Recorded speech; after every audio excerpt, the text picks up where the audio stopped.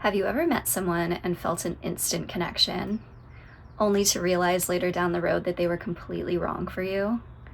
There's a reason for this, and in spiritual circles, this is often referred to as a karmic relationship.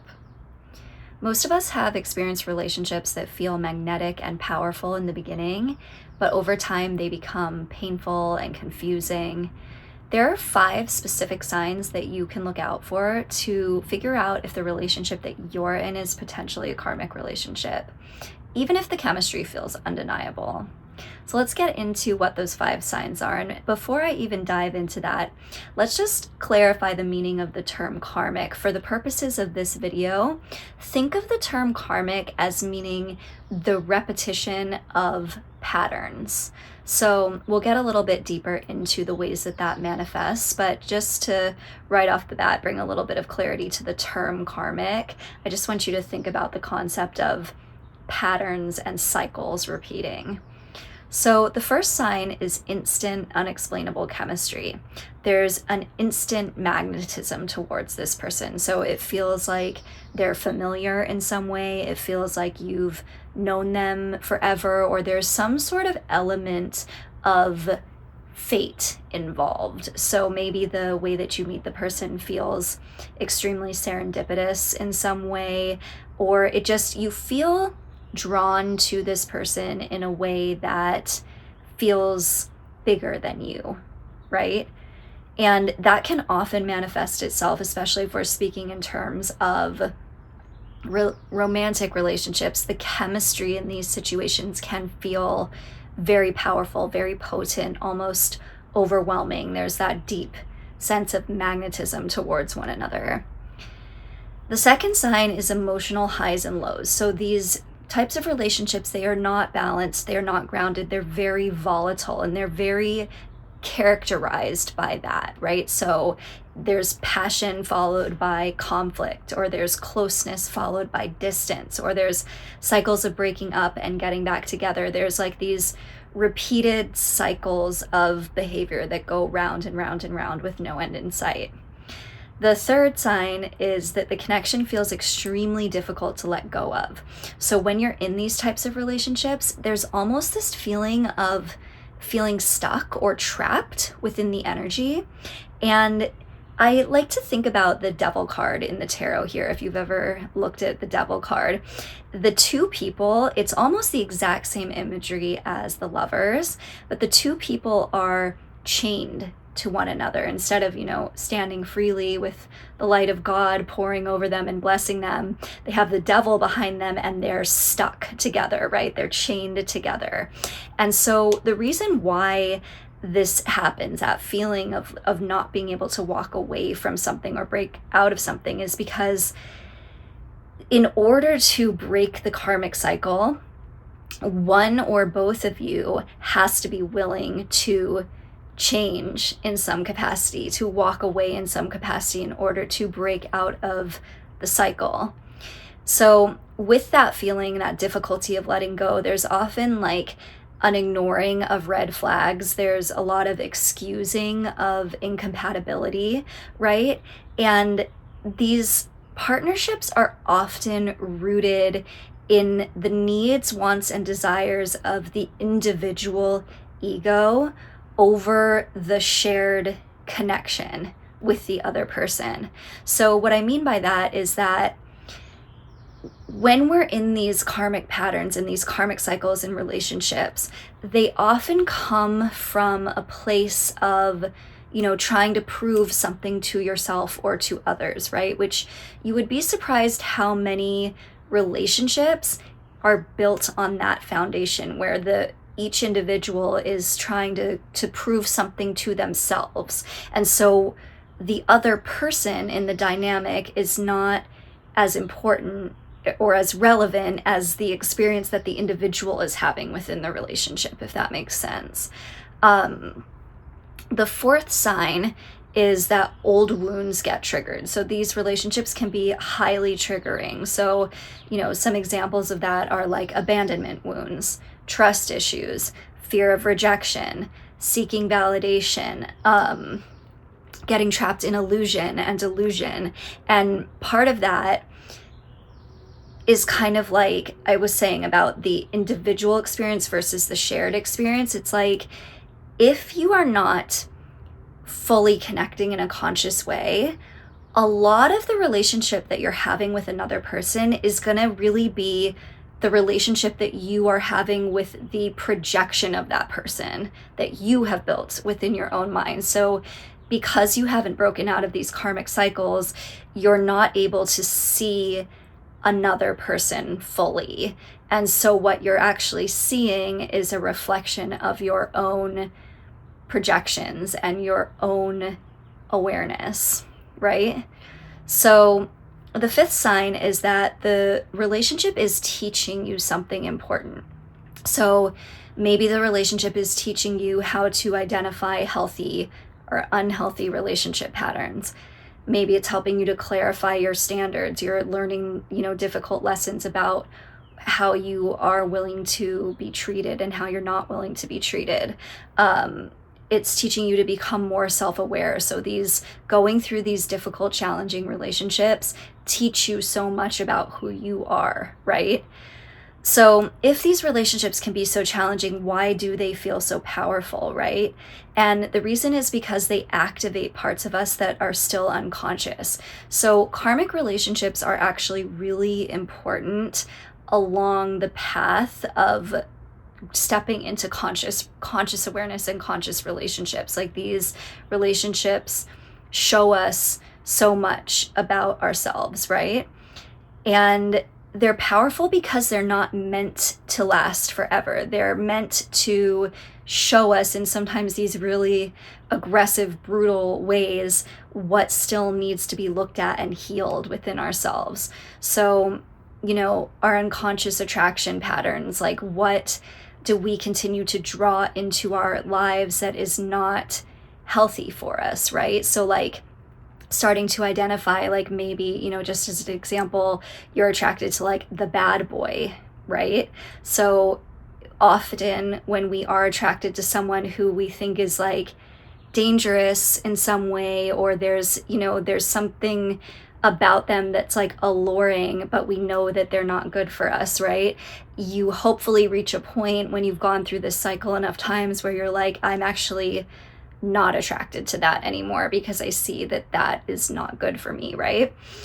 And then unresolved emotional wounds. So, a lot of times if you haven't healed the things that you've gone through within yourself, and then you get into a relationship with another person, those wounds can reopen, they can fester, they can be triggered by the person. And it's like, so you're kind of taking out the last relationship on the next person, right? And, repetition of early relational dynamics. So repetition of what we learned from our parents, right? Like, not everyone, I always say, like, one of the most privileged things to have in this world is parents that have a healthy relationship with each other and love you, right? So like, not everyone is like blessed enough to have that, and most people learn a lot of dysfunction from their parents and from what they're shown as they're growing up. And so these can be like some of the toughest cycles to break, is recognizing where we're kind of like repeating the things that were modeled to us. And then there's also spiritual growth through discomfort. So as much as these relationships are not fun to be in, right, and they really challenge us, it's like there's so much potential to grow and expand as an individual within these experiences. So the difference between a karmic relationship and a conscious relationship: a karmic relationship feels intense, it feels unstable, it has an addictive quality to it, right? So there's like those highs and lows. So, addiction can also be viewed as like a karmic cycle, right? There's often like a very cyclical nature to addiction. And love can be an addiction, right? Like love in the sense of like these types of like dysfunctional relationships. There's very much that, chasing the high of the validation, chasing the high of like getting someone back, or like, there's those patterns of like highs and lows that very much resemble the highs and lows of addiction, right? And then growth through conflict and pain, repeating the same cycles over and over again. So like I said, in a karmic situation, what's being asked of you is to step out of the pattern, to break the pattern. And I've often found in these types of situations that like every time you go around, so every time you get back on the merry-go-round, it gets worse. Like the lesson gets louder and louder and louder because you're not meant to stay there. And so it's gonna get more and more uncomfortable the longer you stick it out. So a lack of transparency, this is a big one. And this kind of goes hand in hand with the person never fully revealing themselves to you, because these relationships are not rooted in safety. They're often trauma bonding. You're bonding on the level of like dysfunction, right? And so neither person knows themselves fully. Neither person is ready to reveal themselves fully. And so when somebody is not fully revealing themselves and there's a lack of transparency, that leaves a lot of space for you to fill in the blanks yourself, right?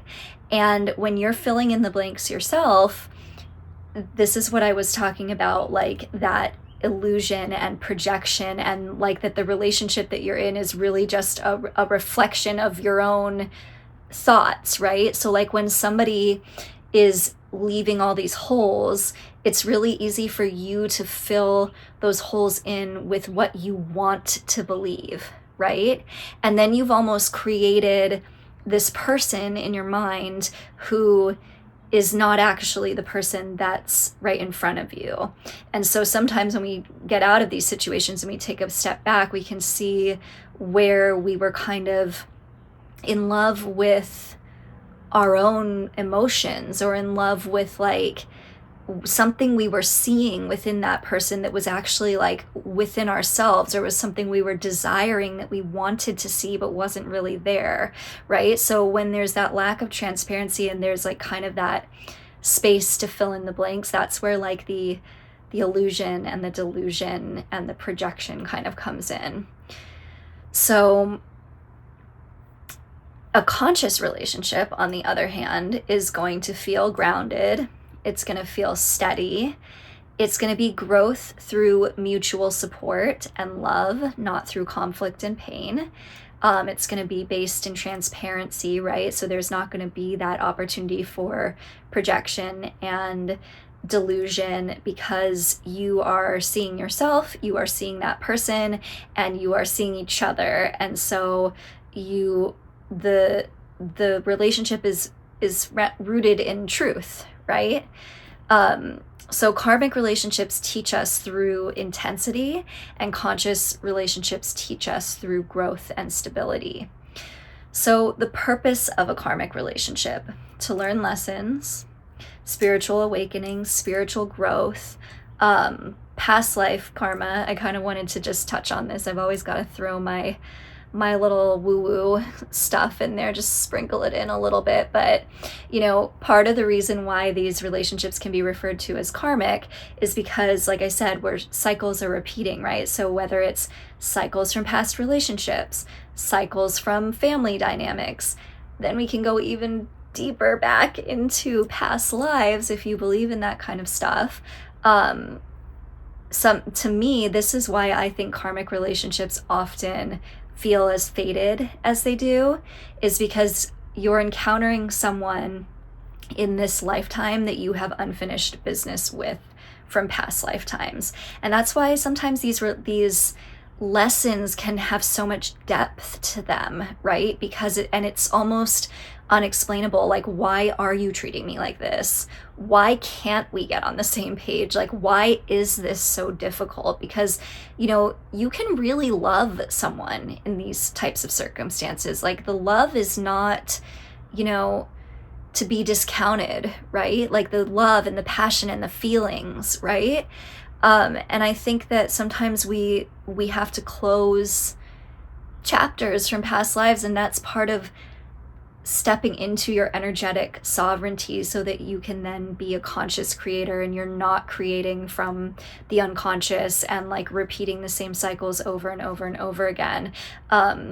Part of conscious relationship is like that aspect of transcendence, right? Where you go from being an unconscious experience of life to a conscious creator of life. So yeah, that's kind of the purpose of karmic relationships as opposed to coming into conscious union with another person. It's more about transformation of yourself at the end of the day. So you kind of walk away from these relationships with the opportunity to repeat the cycle, or the opportunity to integrate the experience, learn and grow from it, and then experience something else.